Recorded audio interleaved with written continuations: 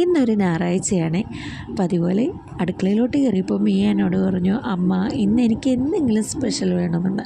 എന്തുണ്ടാക്കുമെന്ന് ഓർത്തിരിക്കാൻ നേരത്തെ പുള്ളിക്കാരൻ എന്നോട് പറഞ്ഞു, നമുക്കിന്ന് ബിരിയാണി ഉണ്ടാക്കിയാലോ.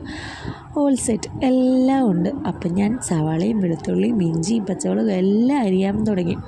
എല്ലാം അടുപ്പിച്ച് വെച്ചപ്പോൾ ഒരാൾ എൻ്റെ അടുത്ത് വന്ന് പറയുക, ഞാൻ ഇന്ന് ഉണ്ടാക്കാം നിന്നിലും നല്ലൊരു ബിരിയാണിയെന്ന്.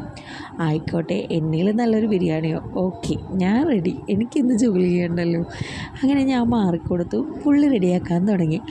നോക്കുമ്പോൾ ദൈവമേ, ഇത് കണ്ടോ, ഞാനിങ്ങനെ ഒന്നും ചെയ്യാറില്ല കേട്ടോ. കനലും മൈദയൊക്കെ ഒട്ടിച്ച് ഒരു ബിരിയാണി. അത്യാവശ്യം നല്ല മണവും എല്ലാം വരണ്ടായി. അത്യാവശ്യം മണം എന്ന് മാത്രമേ ഉള്ളൂ കേട്ടോ, നല്ല രുചിയുമായിരുന്നു കഴിക്കാനായിട്ട്. എൻ്റെ അത്രയും ഉണ്ടോ എന്ന് ചോദിച്ചാൽ അതിനെനിക്കൊരു മറുപടിയില്ല.